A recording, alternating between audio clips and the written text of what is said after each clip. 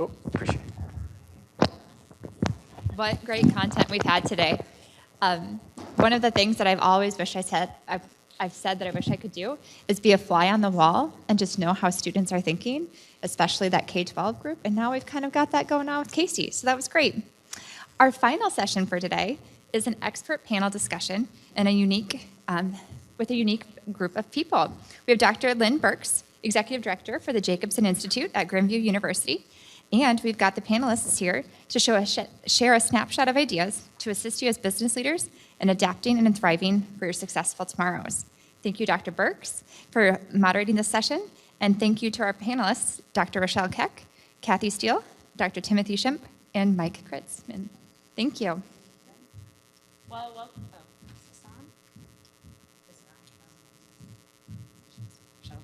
Is that better? Welcome to the closing session of the Future World of Work Summit. We realize we are the only thing standing in the way before happy hour. So we promise a dynamic and bold, uplifting conversation of how all of us collectively can adapt and thrive to ensure a successful tomorrow. I am honored to be able to facilitate this national leader panel that has been adapting, thriving, transforming, seeking possibility at every turn for decades. So we have Kathy Steele, CEO of Red Caffeine, a growth consultancy firm. We have Mike Kritzman, CEO of SkillNet Software. We have Dr. Rochelle Keck, newly inaugurated first female president of Grandview University. And we have Dr. Tim Shimp, Community Unit School District 115 Superintendent. I encourage all of you to get to know these four leaders at a far more deeper level, whether it's virtually or at happy hour, because they have a lot of words of wisdom. They have been transforming themselves, their businesses, and their people for decades. They have a secret recipe for success that we all can thrive in, even in the midst of sometimes enormous disruption. I'd call them futurists, because while they take care of the current situation, they're always looking forward. I call them possibilitists because they always seek possibility. So Kathy, let's get this party started with you. So how do you become an employer of choice? How do you compete for top talent? Yes. Okay. Thanks, Lynn. So I think, as Lynn mentioned, I've really been speaking and studying this topic for nearly 10 years now, and unfortunately, I haven't seen drastic change. And I think the first and most critical thing is employers really embracing that we need to transform our people strategies, that we need to invest in these strategies, and they have to become one of our critical business drivers. As was mentioned many times, we've got about 10 million open roles today, and we're using the same sort of archaic attempts to attract and engage employees. So really thinking about your talent system or talent framework from a people, having the right people on the team to work on these initiatives, a process, breaking it down to understanding where you need to fill in some gaps in your process or add new things, technology, how do we better enable ourselves to attract and retain employees, and then people, process, tools. What tools do we need to ingrain in our framework to make sure that we're really looking at where we are today and then incrementally improving this framework and process? Great. So Mike, let's dig a little deeper here. You're in the skills software space. What is a skills organization? How could you help the participants here really understand that? Yeah, well, good afternoon, everyone. So today's been really interesting, and I think there's a lot of conversation about upskilling, but I'd like you to think about, how does your car navigation work? When you want to go somewhere, it has to start with where you are. And so this concept of, where's your present state? Where are you right now? Is a mystery to most companies that we talk to. They're lacking data, especially objective data, on what are the skills in their workforce. They might have performance review data, or they could have, project result data, but there's not a lot to go on in terms of what skills are required for a given role and what's the proficiency of the people that are in those roles. So when we're talking about a skills-based organization, and that's the focus of my company's business, is helping clients build a database that provides skill insight on their workforce. Yeah, so going a little deeper, Mike, what would be first steps or first couple steps to pivot to a skills-based organization? Yeah, so it's hopefully my comment about what does it mean to be a skill-based organization made sense. I'm happy to talk over cocktails or whatever today. Getting there is a harder challenge, and I think the trick is to take whatever information is available. Usually clients have job descriptions.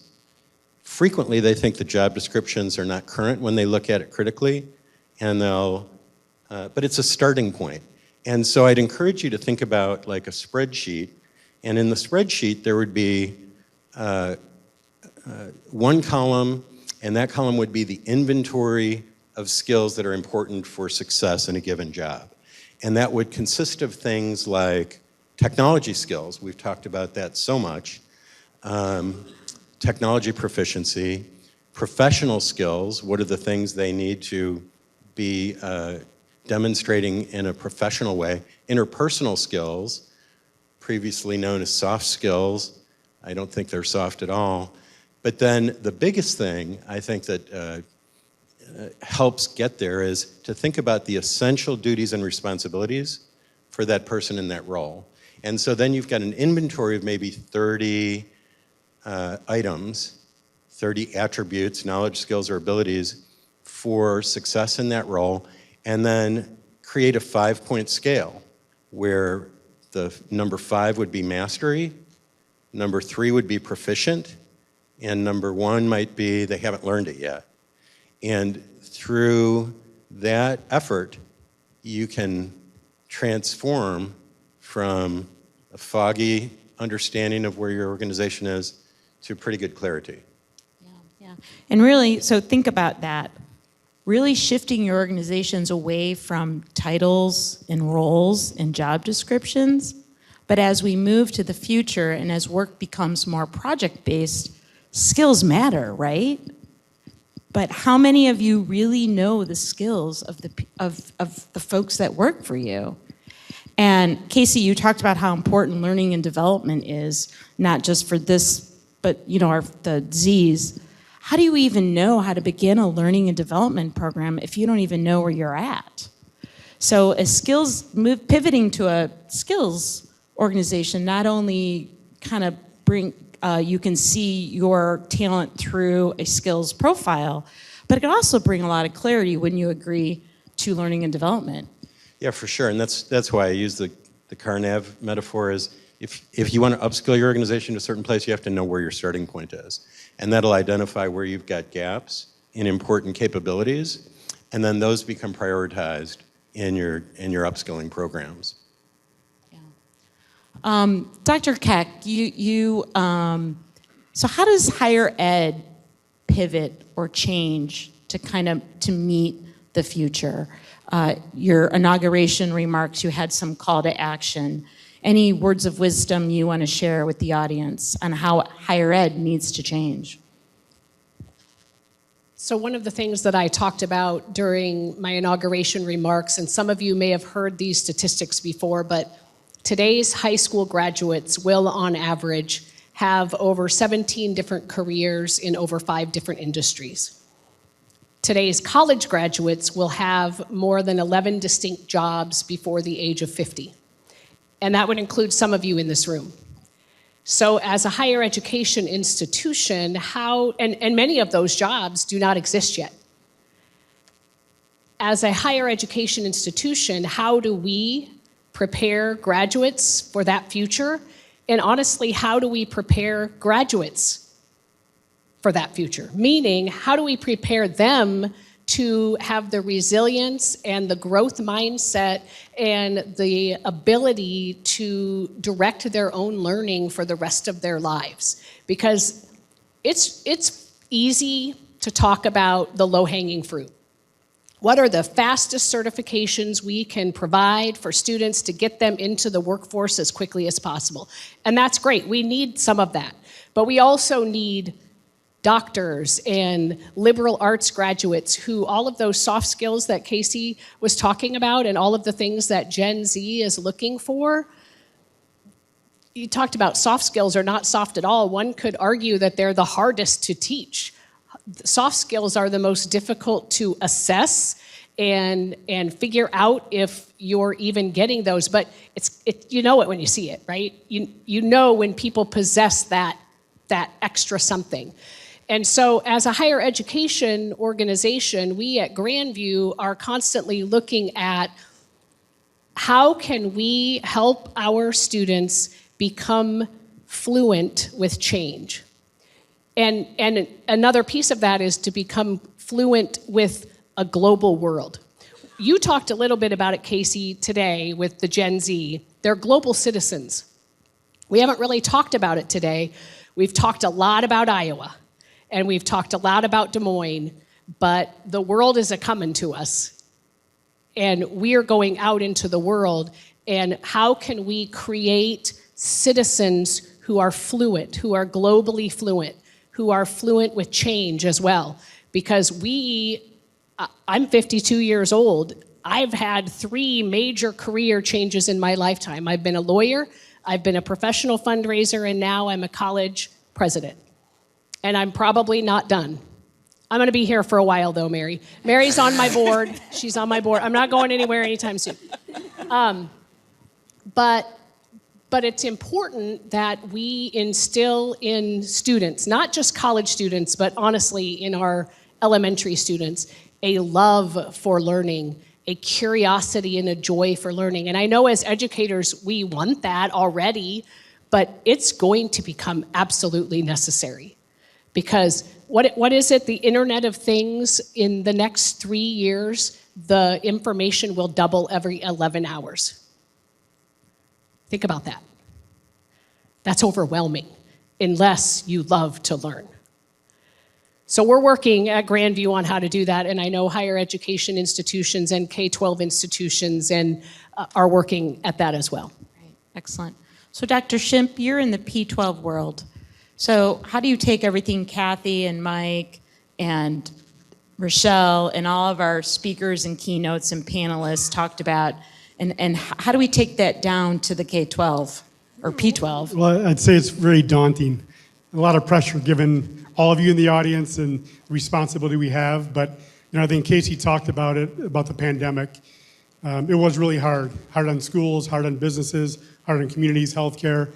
But it also was a great opportunity for education.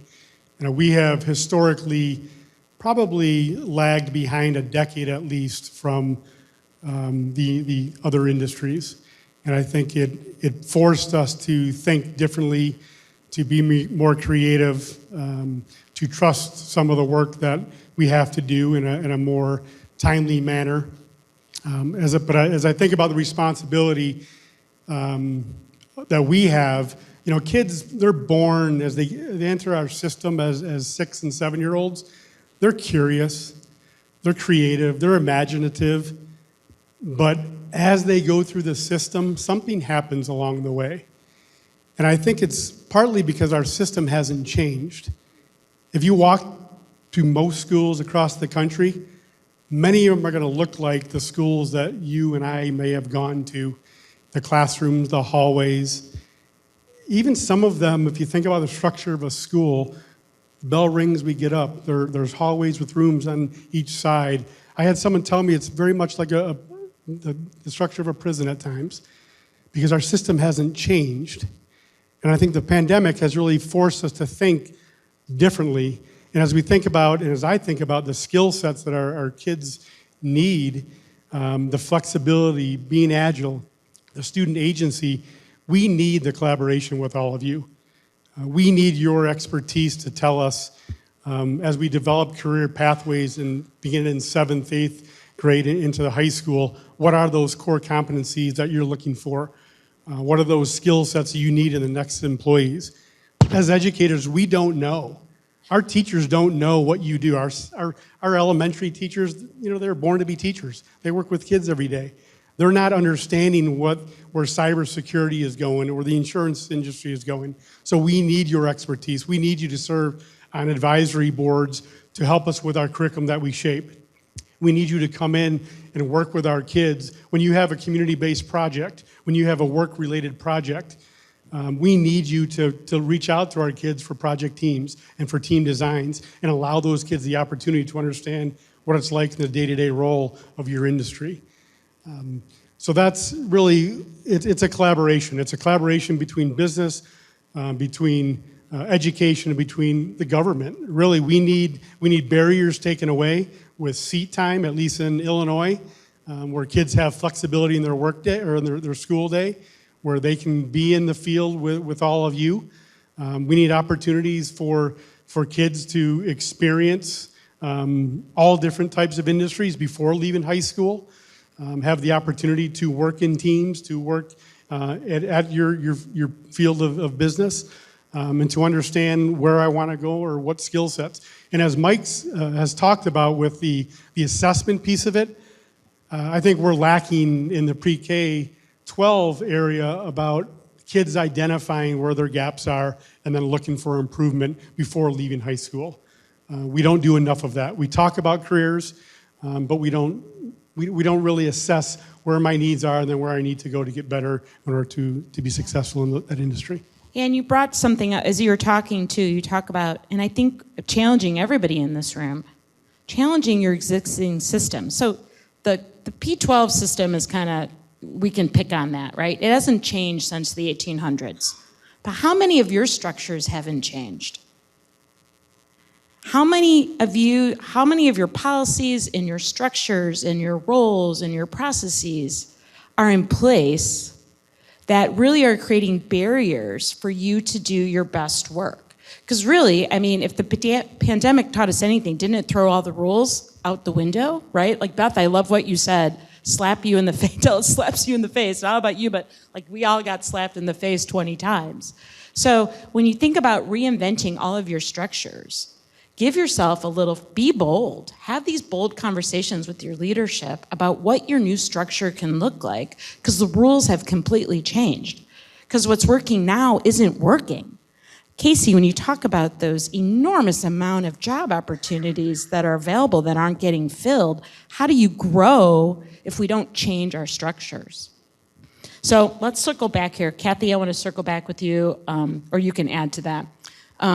What's your number one kind of action item that you would suggest a leader to consider in 2023? Well, I think there was some really great insights shared here today. I loved the business leader forum that shared some real world takeaways of things that they're doing in their organizations. But I do feel like we are looking at a human-centered approach to workforce. If we are not thinking about our talent strategies similar to our customer acquisition and retention strategies, then we're really missing the boat on what people expect from being employed in your organization. And I would also, say that the collaboration between different business groups, schools, and the business community, because it feels like sometimes schools are saying, well, we want you to have an internship program, and businesses are like, well, we don't even know where to start. So, just really starting to look at that baseline of where your organization's at and where are some of those gaps. And you can't do everything in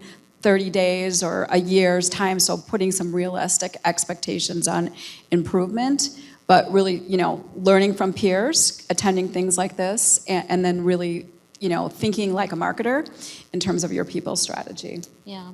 Mike, how about you? Same question. Well, I think I'd double down on this idea of doing the inventory of skills by role and ask people to rate themselves.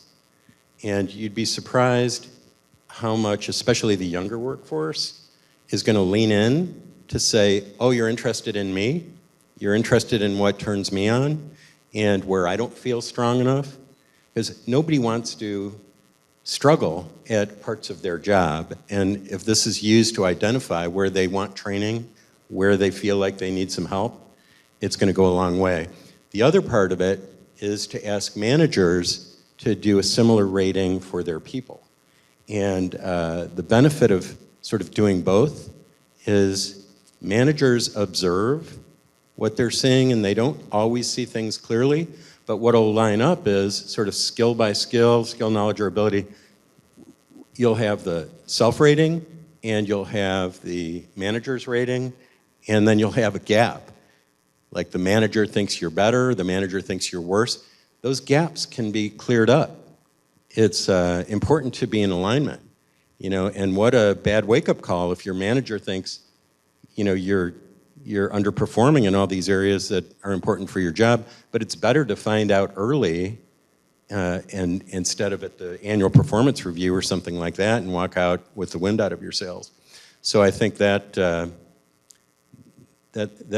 biggest takeaway I can offer you guys. And with our clients, when we've helped them do that, remarkable innovation starts happening. They get clarity on what training's needed.